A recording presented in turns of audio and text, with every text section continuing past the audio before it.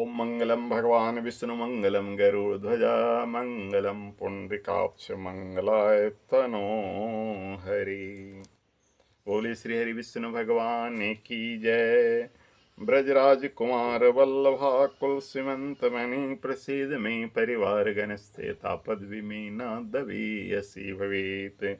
वंदे नवघन श्यामं पित कौसेवाशं सानंदम सुंदरम शुद्धम श्रीकृष्णं प्रकीर्ते प्रम। ओम वृषभानुजाय विद्महे कृष्ण प्रियाय धीमहि तन्नो राधा प्रचोदयात्। ओम देवकी नंदनाय विद्महे वासुदेवाय धीमहि तन्नो कृष्ण प्रचोदयात्। राधा माधव राधा कृष्णाभ्यां नमः। ओम वंशे विभूषितं करानवनिदावात् पीताम्बराधरुन् बिम्फलाधरोष्टात् पूर्णेन्दु सुन्दरमुखाद् विन्नेत्रात् कृष्णात् परं किमपि तत्त्वं जस कृष्ण भगवान की जय। वृंदावन बिहारी लाल की जय।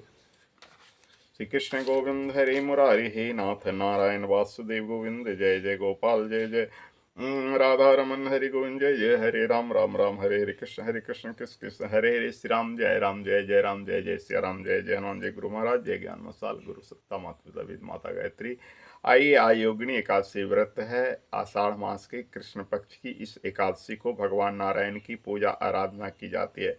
श्री नारायण भगवान विष्णु ही का एक नाम है, अतः अन्य एकादशियों के समान ही भगवान विष्णु अथवा उसके लक्ष्मी नारायण रूप की पूजा आराधना करें और दान आदि क्रियाएं पूर्ण करें। इस एकादशी का व्रत करने से संपूर्ण पापों का क्षय होता है और पीपल का पेड़ काटने जैसे पाप तक से मुक्ति मिल जाती है। किसी के दिए हुए श्राप तक का निवारण हो जाता है। योगिनी एकादशी का व्रत करने से इस व्रत को करने वाला इस लोक में सभी सुखों को भोगकर अंत में मोक्ष को प्राप्त कर श्रीहरि चरणों में निवास प्राप्त करता है, ऐसा शास्त्रों का मत है। तो आइए भगवान श्रीहरि विष्णु जी की योगिनी एकादशी व्रत की कथा पाठ करें, आप भी श्रवण करें, औरों को सुनाएं, पुण्य फल के यश के भागी बने।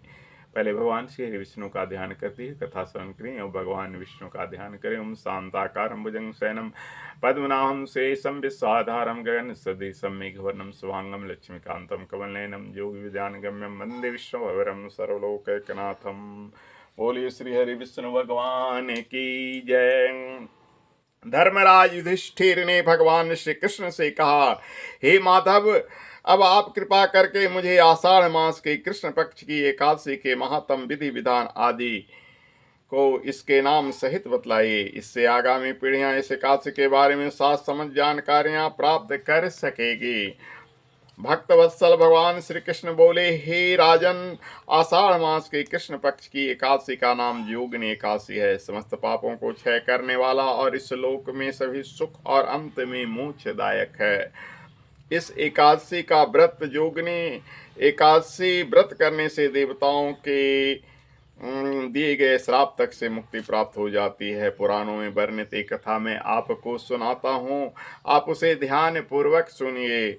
स्वर्ग लोक में इंद्र की अलकापुरी नामक अत्यंत भव और रमणीय नगरी है। इसमें अच्छों के राजा कुबेर एक भव भवन में रहता था। कुबेर प्रबल शिव भक्त था और प्रतिदिन प्रातः काल शिव जी की पूजा आराधना किया करता था। हेम नामक एक कमाली प्रतिदिन पूजा के लिए मानसरोवर से फूल लाकर कुबेर के यहाँ पहुंचाया करता था। हेमाली की पत्नी का नाम विशालाक्षी था। अप्सराओं के समान सुंदर, अत्यंत गुणवती और महान पतिव्रता थी हेमाली की पत्नी विशालाक्षी। हेमाली अर्धरात्रि में फूल लेने मानसरोवर जाता और सुबह वहां फूल लाकर राजा कुबेर के यहाँ पहुंचाता। एक दिन वह मानसरोवर से पुष्प तो ले आया, परंतु कामातुर होने के कारण मार्ग में ही अपने घर रुक गया और पत्नी के साथ हास्य विनोद और रमन करने में तल्लीन हो गया। जब दोपहर तक कुबेर के पास पूजा के लिए फूल नहीं पहुंचा तो कुबेर ने अपने सेवकों को कारण पता करने के लिए हेममाली के घर भेजा। सेवकों ने राजा कुबेर को आकर बताया कि वह पापी तो काम के वशीभूत होकर अपनी स्त्री से हास विनोद तथा रमन करने में लगा है। यह सुनकर कुबेर ने क्रोधित होकर हेममाली को बुलाकर लाने की आज्ञा दी। हेममाली भय से कांपता हुआ कुबेर के सामने उपस्थित हुआ। उसे देखकर क्रोध के मारे कुबेर के नेत्र लाल हो गए और फिर कहने लगा, अरे पापी नीच कामी, तूने मेरे पूजनीय ईश्वरों के भी ईश्वर श्री शिव जी महाराज का अनादर किया है, इसलिए मैं तुझको शाप देता हूँ।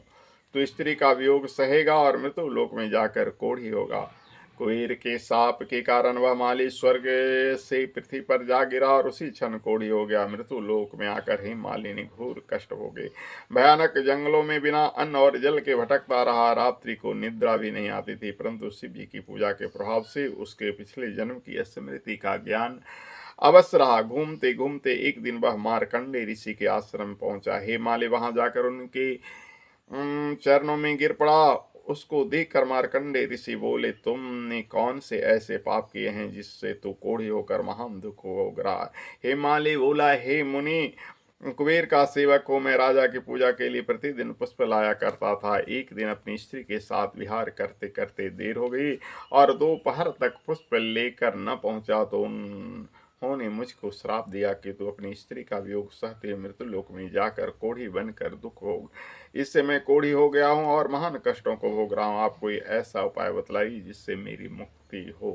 हे माली की व्यथा सुनकर ऋषि बोले, तूने मेरे सन्मुख सत वचन कहे हैं, इसलिए मैं तेरे उद्धार के लिए एक व्रत बताता हूँ। यदि तू आषाढ़ मास के कृष्ण पक्ष की जोगनी नामक एकादशी का विधि पूर्वक व्रत करेगा तो तेरे समस्त पाप नष्ट हो जाएंगे। इस पर हेममाली बहुत प्रसन्न हुआ और मुनि के वचनों के अनुसार जोगनी एकादशी विधि पूर्वक जोगनी एकादशी का व्रत विधि पूर्वक व्रत किया, जिसके प्रभाव से वह फिर अपने पुराने रूप में आ गया और अलकापुरी पहुंचकर अपनी स्त्री के साथ आनंद पूर्वक रहने लगा।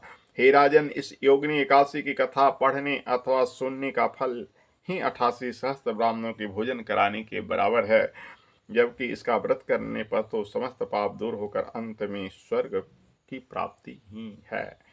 ओम सशंख चक्रम सकीट कुंडलम सपीत वस्त्रम सरशीरुहेक्षणम सहार वक्षस्थल कौस्तुभ श्रियम नमामि विष्णुम शिरसाम चतुर्भुजम। बोलो श्री विष्णु भगवान की जय।